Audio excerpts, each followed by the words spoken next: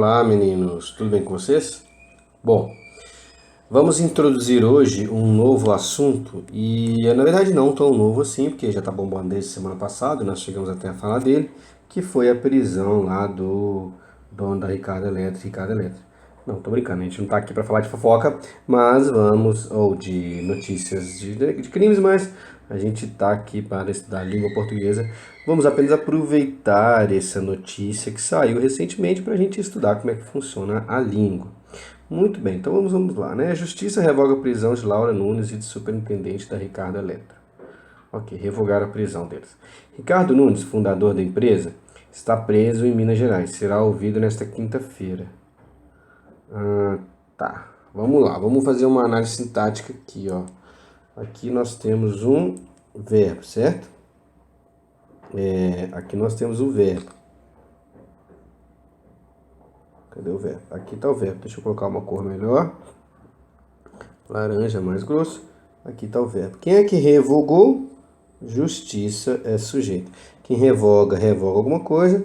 As prisões de Laura Nunes, a superintendente da Ricardo Eletro, são... Isso aqui tudo é objeto direto. Quem revoga, revoga alguma coisa. Revogou a prisão. Núcleo do objeto direto. Prisão de Laura Nunes. Opa, quando a gente tem a prisão de alguém.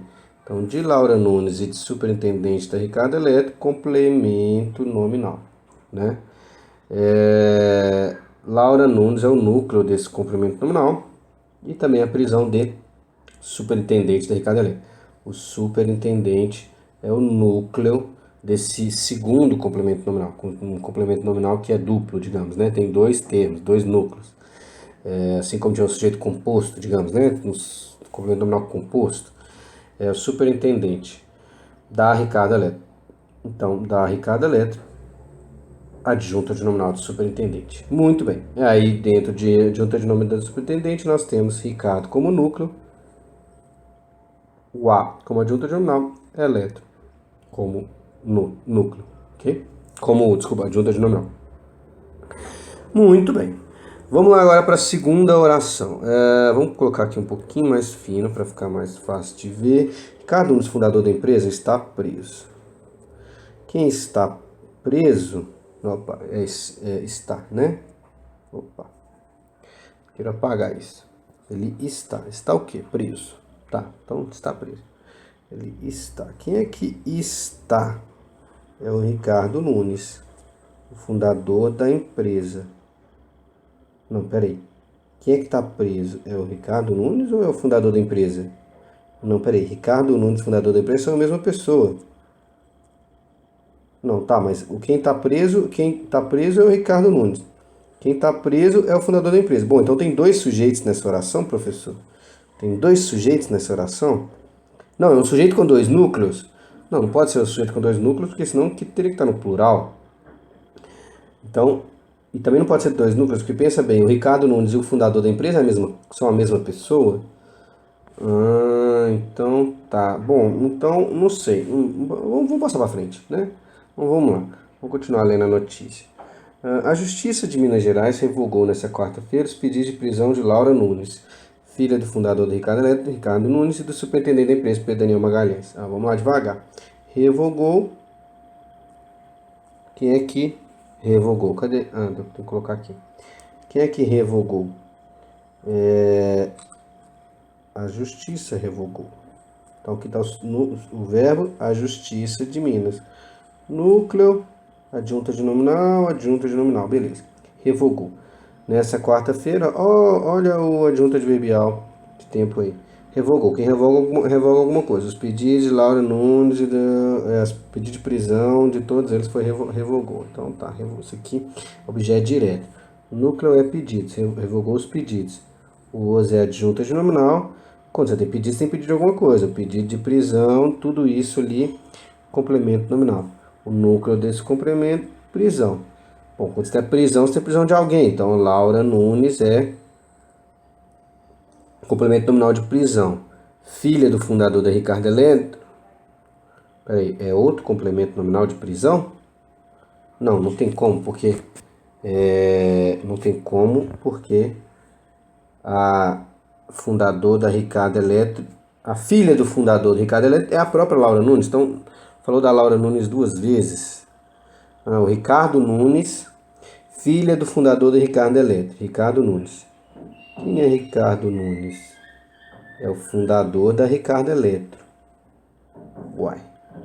Então, falou do fundador do Ricardo Eletro, depois falou o nome dele, falou duas vezes a mesma informação. Do superintendente da empresa, Pedro Daniel. O Pedro Daniel, ele é o superintendente da empresa. Então, isso aqui se equivale. Peraí, no final das contas, de quantas pessoas estamos falando? Olha que interessante. No final das contas, aqui foi falado sobre 3 pessoas. Laura Nunes, Ricardo Nunes e Pedro Daniel Magalhães. Falou-se de 3 pessoas aqui. Mas para falar dessas 3 pessoas, usou 6 informações. Falou Laura Nunes, depois falou filha do fundador do Ricardo Eletro. Falou fundador do Ricardo Eletro e falou Ricardo Nunes. Falou superintendente da empresa e falou Pedro Magalhães. Pra você ver, falou 6 coisas para falar 3, digamos. Porque ele repetiu a mesma informação. Olha que interessante, né? Olha que interessante. Quando a gente tem num texto a repetição de uma mesma informação, isso se chama o quê? Pleonasmo, professor? Não, pleonasmo é quando essa repetição ela é problemática, ela é feia, ela é estranha, ela não faz sentido, ela não contribui para o entendimento do texto, né? Agora, quando essa repetição contribui para o entendimento do texto, no sentido de explicar alguma coisa, aí isto se chama aposto. Aposto é o termo da oração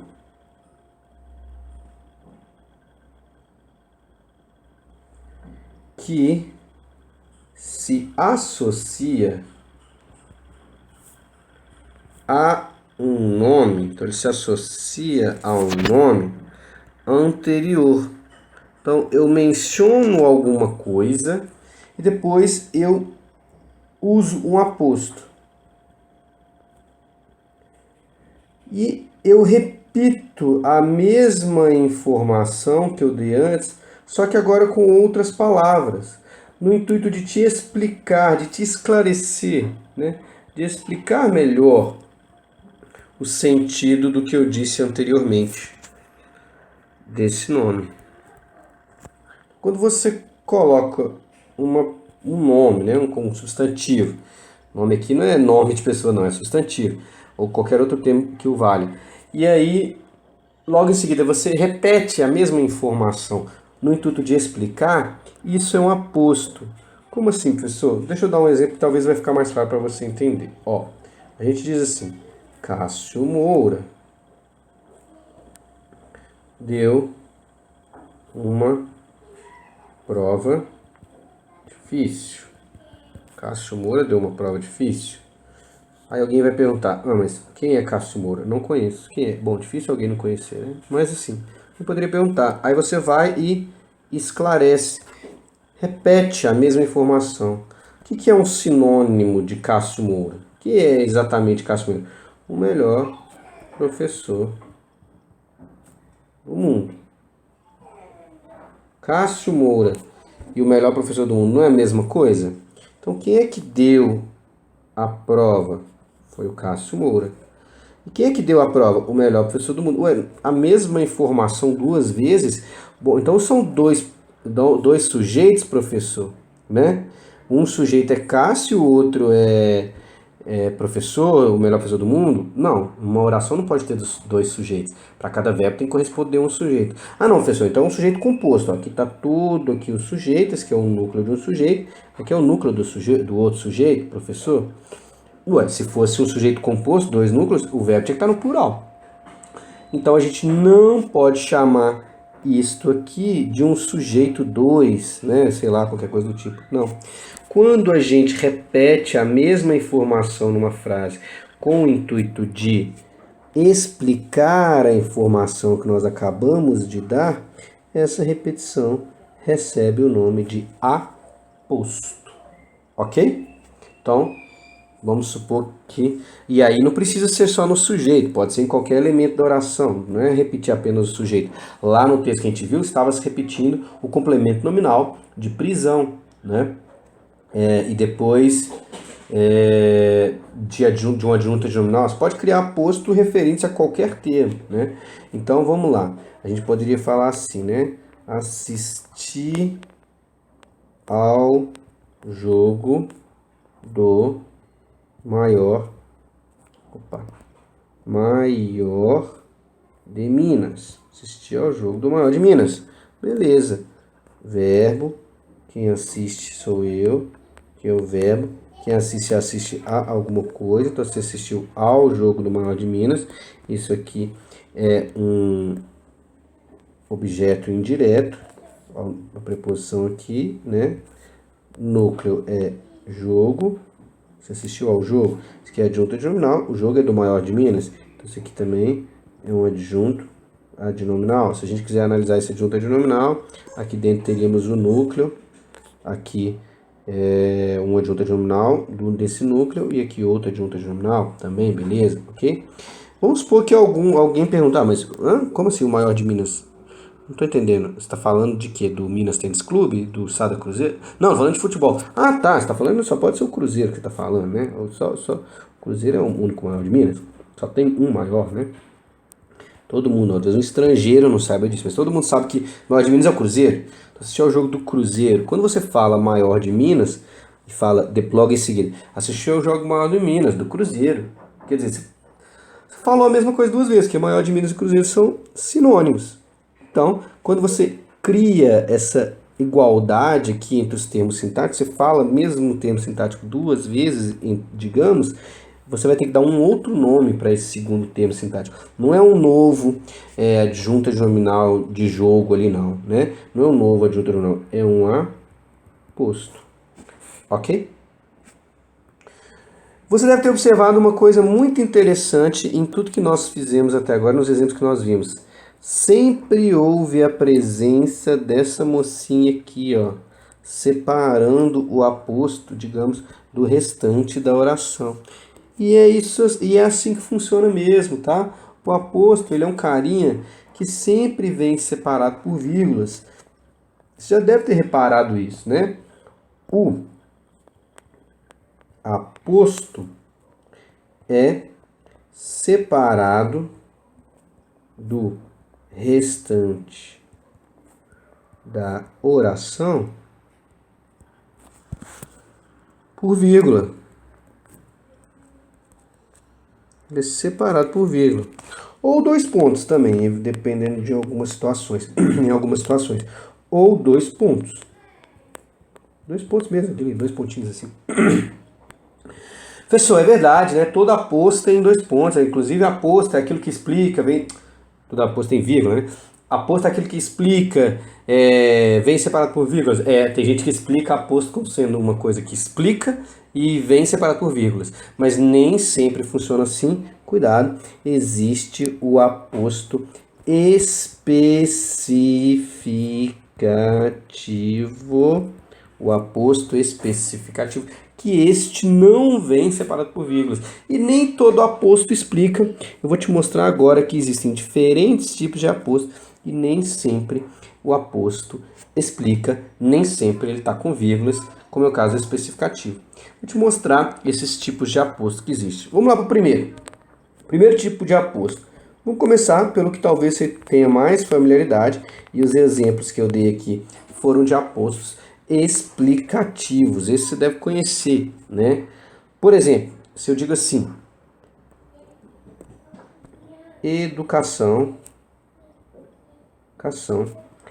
ficou de fora do debate. A educação ficou de fora do debate. Beleza, educação é o sujeito, verbo ficou, beleza. Agora vamos supor que eu queira dizer o que eu acho disso, né? Então eu vou explicar para você o que é educação para mim, né? Educação para mim é a única salvação do país. A única salvação, não vai caber aqui direito, do país.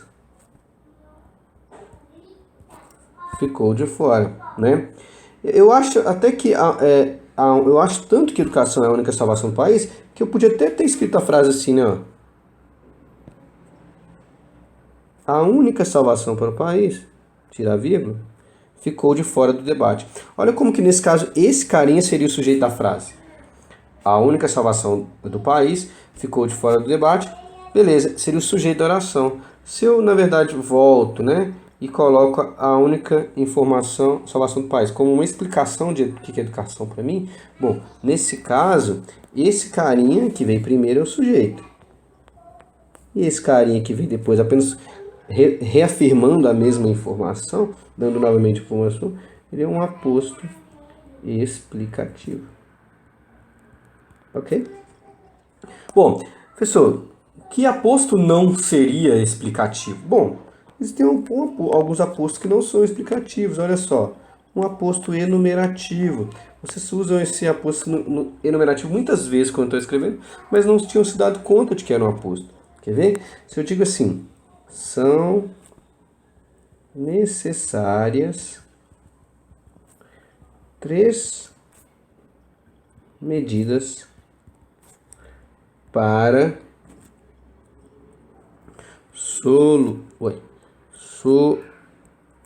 solucionar o problema. Poderia colocar um ponto final aqui, não poderia? Esta é uma oração completa. São necessárias 3 medidas para solucionar o problema. Ponto. Ponto final. Bom, alguém poderia falar, desembucha aí quais são as 3 medidas. Ah, tá, beleza. Então, peraí, deixa eu desembuchar quais são essas 3 medidas. Vou colocar essas 3 medidas aqui, ó. Quais são? Planejamento, ação e fiscalização. Ah, essas são as 3 medidas. Olha como é que então eu estou repetindo. É como se eu falasse simplesmente, são necessários planejamento, ação e fiscalização para solucionar o problema. Eu poderia, por exemplo, ó, tirar isso daqui, né? Sei lá, tirar isso daqui, pegar esse carinha aqui, todo, né? Diminuir o tamanhozinho dele, né? Colocar aqui, né? Ó, poderia ficar assim a minha frase, ó. Claro que ia sair aquele ponto final dali, né? Mas são necessários planejamento, ação e fiscalização para solucionar o problema. Quer dizer, 3 medidas e isso aqui são exatamente a mesma coisa. Né? Bom, quando eu estou repetindo informações, sintaticamente falando, isso se chama aposto. Ok? Então, este carinha aqui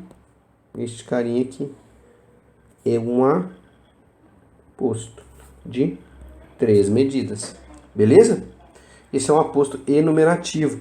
Geralmente é o aposto enumerativo que vem com 2 pontos, tá? Pode vir outros também, não tem problema, mas geralmente a gente usa 2 pontos com aposto enumerativo. E existe um carinha que é meio que o contrário do aposto enumerativo. Interessante. É meio que o contrário do enumerativo. Porque o enumerativo serve para você destrinchar, né? Tem lá 3 medidas, você destrinchou em quais são essas 3 medidas.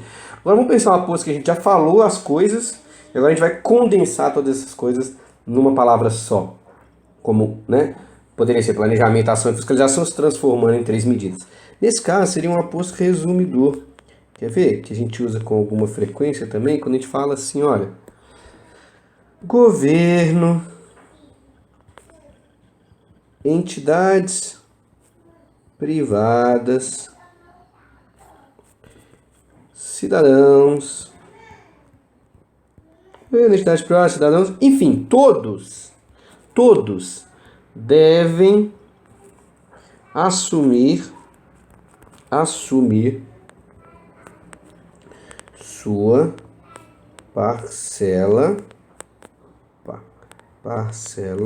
de responsabilidade. Pergunto para vocês, quantos grupos aqui deveriam assumir a parcela de responsabilidade? 1, 2, 3, 4. Tipo, quem que vai assumir a parcela de responsabilidade? O governo vai, as entidades vão, os cidadãos vão, todos vão. Não, peraí. Todos não é um dos elementos dessa enumeração. né? O todos aqui foi meio que colocado para dizer assim, ó, eu não vou ficar falando, citando todos, não, né? Governo, entidade, cidadão, ONG, organismo internacional. Não vou citar uma lista gigantesca de pessoas que têm que assumir sua responsabilidade. Vou simplesmente colocar o todos aqui e esse todos vai abarcar todo mundo. Então, quem é que deve assumir uma parcela de responsabilidade? Quem é o sujeito de assumir, que deve assumir? É o governo, entidades privadas, cidadãos. Ou seja, é até um sujeito composto, né? O todos é um desses elementos, um dos núcleos do sujeito? Não, porque o todos não é um dos que vão assumir. O todos foi uma palavrinha colocada para resumir todo mundo. Então, esse termo se chama aposto resumidor. Estão vendo que interessante, né? E aí, como vocês viram, todos os apostos agora foram separados do restante da oração por uma vírgula. Mas falta a gente falar ainda do último, que é o aposto especificativo. Esse talvez você nem tenha percebido que ele é um aposto especificativo. Peraí, se eu não parar para pensar e escrever, não vai sair nada. Talvez você nem tenha parado para pensar que isso é um aposto, mas quando a gente fala nesse sentido aqui, olha. Quer ver? Imagina essa frase, olha, quer ver? A Avenida Amazonas está deserta. Né? Com o fechamento aí, a avenida lá que é lotada agora está deserta. O que é que está deserta? Verbo. Quem está a Avenida Amazonas? O que está deserto mesmo? É a avenida, então é o núcleo. É o núcleo que está deserto. Ah, peraí. O adjunto é de nominal e Amazonas é adjunto de... Não pode ser Amazonas adjunta de nominal. Porque Amazonas não é uma característica da avenida. Amazonas é a própria avenida que está deserta. Então, olha que interessante. Este aqui é o sujeito. Sim, né? Núcleo. Isso aqui é uma repetição desse carinha. Olha, a própria Amazonas é a avenida. Tanto que eu poderia até escrever assim, falar assim, a Amazonas está deserta. A gente não fala assim, a Cristiano Machado está interditado. A Amazonas, quer dizer, eu posso até tirar, provando que a avenida e a Amazonas eles são a mesma coisa. Então, neste caso aqui, eu tenho um aposto de avenida, ok? Esse tipo de aposto é que se chama um aposto especificativo. Esse aposto que dá o nome. E observe que não tem vírgula não, né? Ninguém que fala Amazonas, vírgula, Avenida, vírgula, Amazonas, Avenida Amazonas, não tem vírgula, separando o nome de uma pessoa ao título dela, né? O nome de uma coisa ao que ela é, né? Então, a ideia de um aposto especificativo isso, é dar um nome a um determinado ser, né? O professor Cássio deu uma prova. O professor Cássio deu uma prova. Verbo. Quem é que deu a prova? Professor. Quem que é o núcleo desse professor? Quem que deu a prova? Professor. Cássio é só o aposto de professor. É o nome que eu dou ao professor, né? Quem dá alguma coisa, objeto direto. Né? Olha que interessante. Núcleo, adjunto de nominal, que também era adjunto de nominal. Beleza, olha que fizemos tudo. E esse tipo de construção que aparece o nome de algum elemento também é aposto. Combinado? Muito bem. Então, estou deixando um exercíciozinho muito legal para vocês fazerem, muito interessante. Ele parece grande, porque são 8 questões, mas ele não é são questões brincadeirinhas, assim, muito rápido de você fazer. Então, façam esse dever aí que está logo depois desse vídeo postado no Magnus Som. Combinado? Um grande beijo.